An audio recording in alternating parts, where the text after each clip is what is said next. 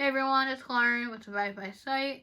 If you need help with writing tips or refilling your creative well, you come to the right place, as I am a blind author. In today's video, I'm going to be offering you some tips and suggestions on where to go if you're trying to market your book.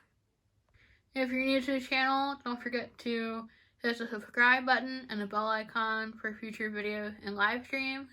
I do live stream every Tuesday, alternating between my channel, writer Sam Wicker, and Nicole the Blind Mage, Tuesdays at 3 p.m. Eastern, and Fridays by myself at 3 p.m. Eastern as well.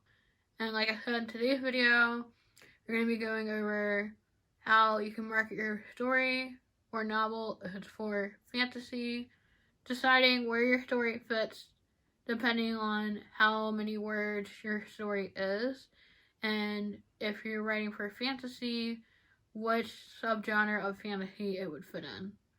So I decided to go with fantasy because that's one of the genres of storytelling that I tend to go towards.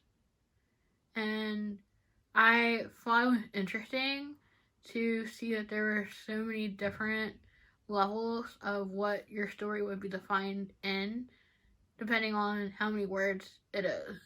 And I feel like that's always a challenge when, you finish a hero draft of your story and you're like, should I make this longer? Should I make it shorter?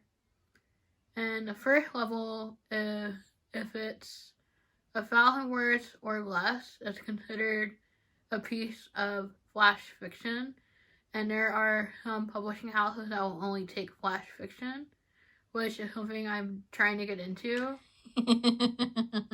It's very hard when you're a writer, then you write too many words, and then you're trying to fit a story within that 500 to 1,000 word limit, and it's like, alright, I'm done the story. It's 10,000 words. No! I surpassed it! But if you do find yourself in that boat, that's okay, because the next level is a short story, and a short story can be anywhere from 1,500 words to 20,000, and that still seems like a lot. That's why I think for anthologies, they're good if they are accepting short stories or pieces of flash fiction, so that way you can have 5 to 10 authors submit a piece. Speaking of anthology, if you guys go on my channel, there's an announcement video for the Realm of Enchantments anthology, and I'm still accepting submissions for it until April of next year. So if you guys are interested in that, I'll leave a link to that video in the description.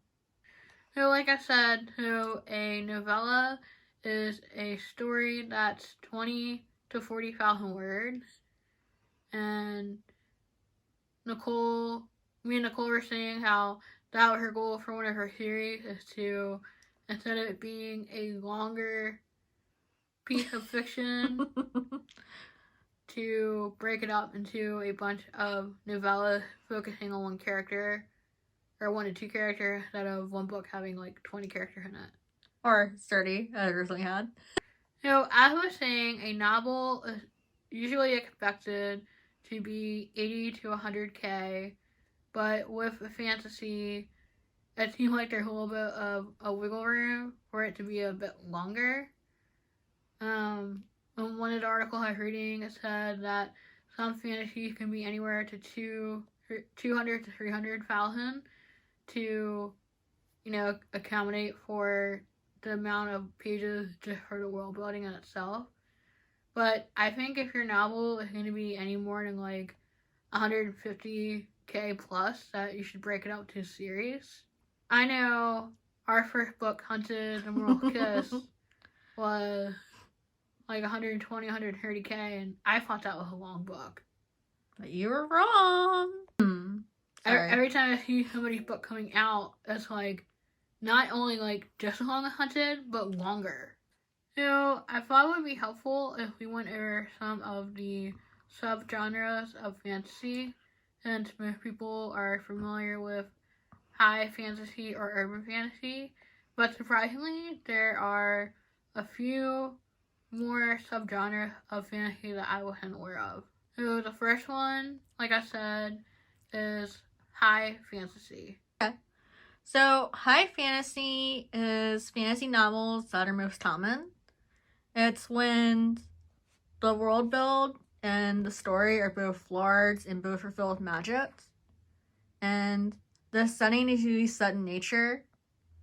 And it shows the hero having to deal with like underworld problems caused by like overpowerful or power hungry villain that they must stop or destroy in order to save the world. And a lot of times it is used for either, say, Lord of the Rings or Dungeons and Dragons because they're both have large lore and large world build with them.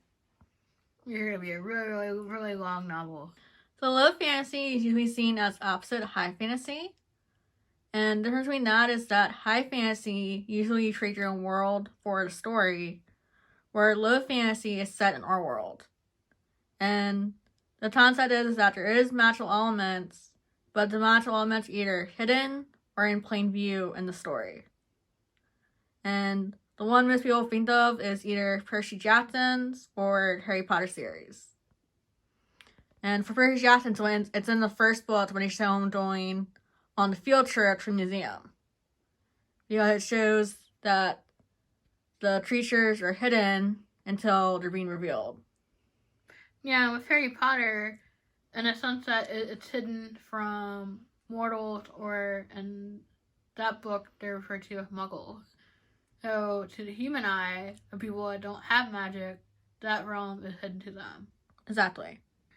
So I figured the next one we would discuss is magic realism, because like low fantasy, it is set in the modern world, and it uses magic as a way to sublet, or use it in a way to have a magnifying glass to political agendas. So I was thinking of the example for the Hunger Games. On the surface, it's only known for it being dystopian fantasy. Mm-hmm. Because it is set in an area where it's like preconceived idea into the future that's unknown. Nice. And for me, I was thinking of the Thief Strat series because of the fact that elves have used their magic to take over the world and enslave humans.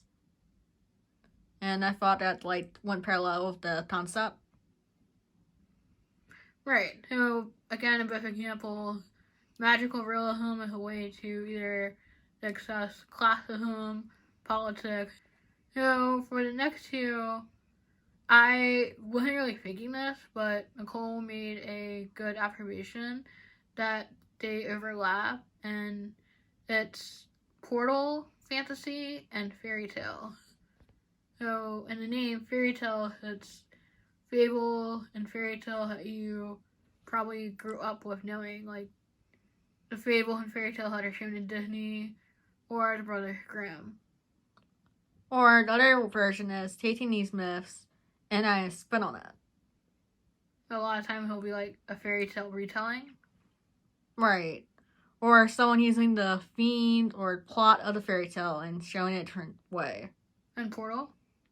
And a portal fantasy is when a portal or doorway is used for the characters to go from our world to the magical world. And the really good example is Alice Adventures for Wonderland or Chronicles of Narnia, because they both use either the bath of the wardrobe or a rabbit hole to go to the fantasy world. Right. So even though it starts off in the modern world, something leads them into this world that the writer has created. Right. Either through a doorway itself or mirrors or water, it's something that will create a portal. So the next one is one that I would probably shy away from. Is the new weird slipstream one. And it mixes sci-fi, horror, and fantasy into one. Right, and the main idea is that you're going outside the box of fantasy to weird out your readers. Yeah, so these are issues with using cliche or things that would make the reader feel uncomfortable. A really good example that a lot of people know because it was made into a movie is Cloud Atlas. Yeah, and I was wondering why that would be under that definition of a subgenre for fantasy, and then you had the other one with Slaughterhouse 5, and I was like, oh yeah, nope. Back away. So the next one is, I'm probably gonna butcher the pronunciation of Wu Shia. It is fantasy that is focused on martial arts, and the main character ends up becoming a master of the art and has some type of fantasy or paranormal features like super strength, jump long distances, or other things in that area. And yeah. Sorry, Dad. That's why I thought Bleach was a really good example, because in the beginning of the mangas, which was after the anime, but in the beginning, it was like an ordinary human that is sensitive to the supernatural realm. But by the end, he's like this top-notch level like sword master that could do anything. Right. Yeah, and a lot of times these novels are focused in ancient China. But for me and Lauren, we both only think of manga or anime references. For Laura's Bleach, for me, it was Demon Slayer, Torado. Because that idea of someone starting from the bottom and through determination and abilities, they're able to make their way to the top. Yeah, I think that one would be a good fit for Karate Kid. Yeah, but that's a movie. Wax on? That's all. But urban fantasy used a lot of times is that it'll take features and show a human side to them. So like witches, vampires, werewolves, giants. But it shows them instead of monsters more as humans. So dark fantasy is pretty much horror. It's taking elements of the fantasy realm and doing it more darker edge. A lot of times people will use this to show necromancy, blood magic, or what is concerned for like vampires, bloodlust, or werewolves on the hunt. So more edgier, darker version of the tales. Yeah, so had your niche. And then the last one is paranormal. So paranormal, like urban, is set during the modern world, but it gives a more insight of paranormal creatures and legends. And I think Lauren trends because when I was in my class, the example was Twilight. But I mean, come on, there's better versions than that. You got Frankenstein, you got Dracula. Why do you have to use that example, right? So that concludes our list. I hope it was helpful. Like, I know for myself, I learned a lot doing this.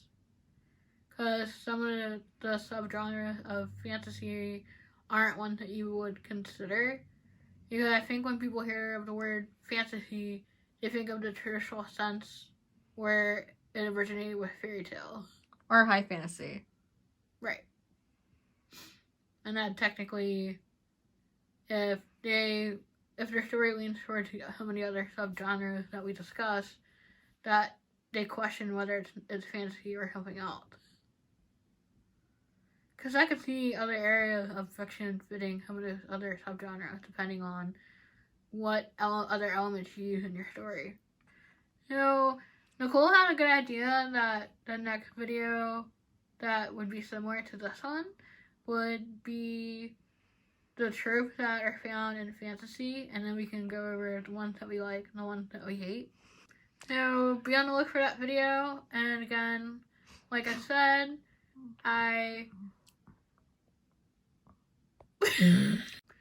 so be on the lookout for that video, and like I said, I do live stream every Tuesday at 3 p.m. Eastern, alternating between my channel, Sam, and Nicole. My channel!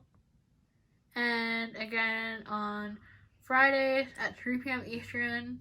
And Friday her busy day because I have to do the podcast with Nicole for Enchanting Tale podcast. And I'll have a link for the channel for the podcast in the description. And don't forget to like and subscribe and hit the bell icon for future videos and live streams. And find a way to be creative today. I'll see you in the next video. Bye!